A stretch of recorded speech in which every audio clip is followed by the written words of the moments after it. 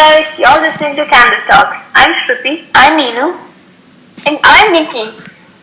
As people from Indian households, we are exposed to different superstitions. Well, some of them are logical and others are just stupid. We did a survey on our Instagram page at Larger Than Life 3. We asked questions related to people's opinion about being superstitious. The first question that we asked was, are you superstitious? 60% said yes and 40% said no. A lot of people are superstitious. The next question we had asked was, do you think superstitions have a scientific reason supporting them?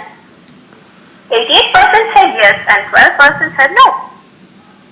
That's great. The last question was, what are the superstitions that you've heard? We got different answers for that. So here is what a few people said. They are: Black cat is unlucky. Looking into a broken mirror is bad. Never leave your footwear upside down. The last answer was interesting. It said that you shouldn't lie because next time you go to a riverbank, a snake might bite you. Yeah, that's pretty interesting. Today we are going to talk about some popular superstitions and find out if they are factually right. The first one is, don't step out during an eclipse. Observing the sun during a solar eclipse causes retinal burns or eclipse blindness. Based on a series of observations, our ancestors probably reached the conclusion that it was not advisable to set out during an eclipse. The superstition about Rahu's head, some word we have no idea about. Blocking the sun is a story woven around this practice. Well, what can we say? People love telling stories. Yeah, the next one we have is, do not sleep with your head facing the north. Our ancestors probably knew about the relation between Earth's magnetic field and the human body field known as biomagnetism. They probably made this rule of sleeping with your head in the south because of the harmful effects related to blood pressure and other diseases that asymmetry with the Earth's magnetic field will create. However, today we only get to hear that sleeping with one's head in the north is inviting death. The next one is, don't go near a peepal tree in the night. Jan van Helmont found out the recipe of plant food in mid-17th century. Before that, the world was clueless about the relation between sunlight, carbon dioxide that magically produces glucose for plants. Our ancestors probably knew about photosynthesis and the effects of inhaling carbon dioxide in the night. In the night, when there is no sunlight, plants absorb oxygen and exhale carbon dioxide.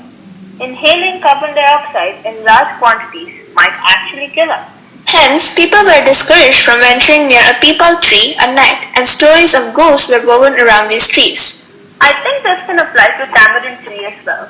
Well, we don't find a lot of trees these days except for decoration ones outside buildings.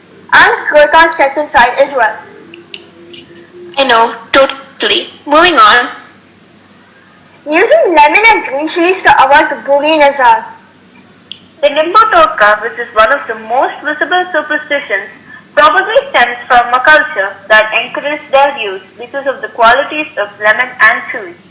Both are rich in different vitamins, and thus our ancestors probably tried to propagate their usage through symbols during ceremonies, which slowly turned into a totka.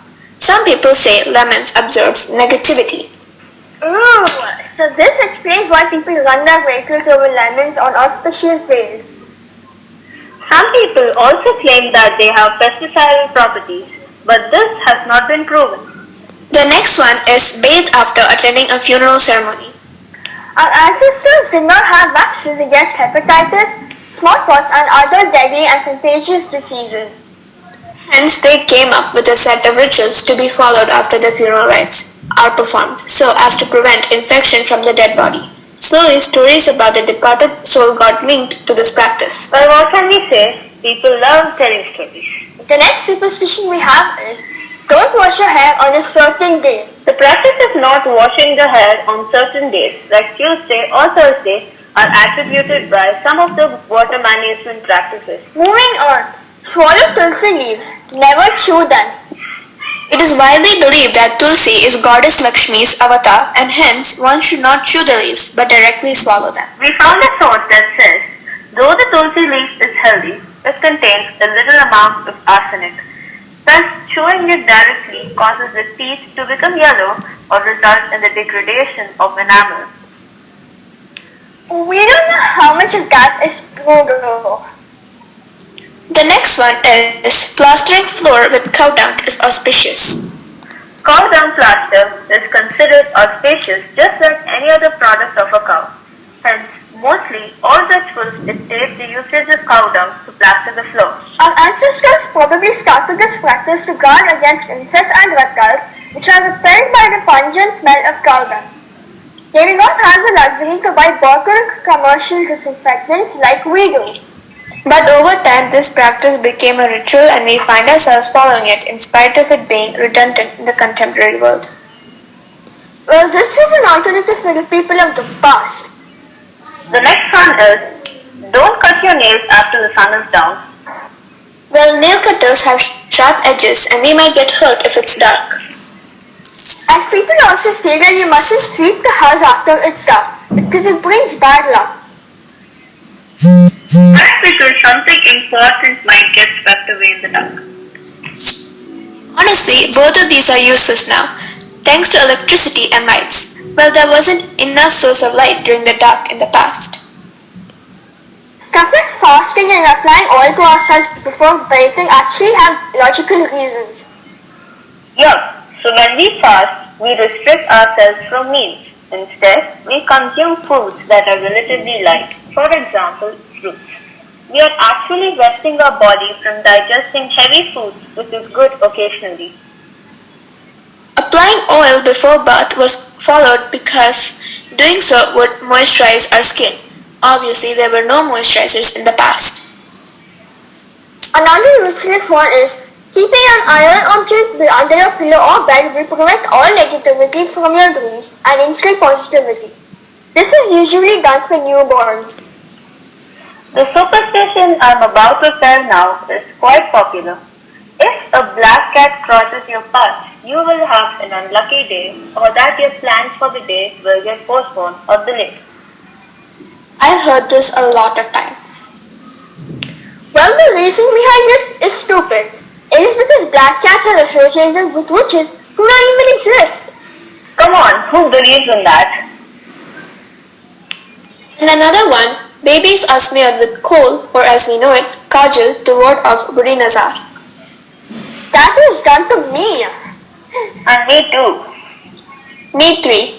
The number 13 is often considered unlucky because of various historical events, like the 13th person who appeared at the Last Supper betrayed Jesus. Well, the Last Supper was technically a painting though. The number 666 is also unlucky because it invokes the Satan. While staying on the spooky legends, the next episode is about Halloween, when, why and how it is celebrated.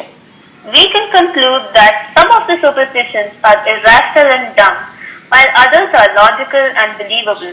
Some of them were useful in the past, but are not required today. Stay tuned for the next episode. Don't forget to follow us on our social media handles, which will be linked in the description box below. Thank you for staying with us till the end through this crazy topic. See you in the next episode. Bye.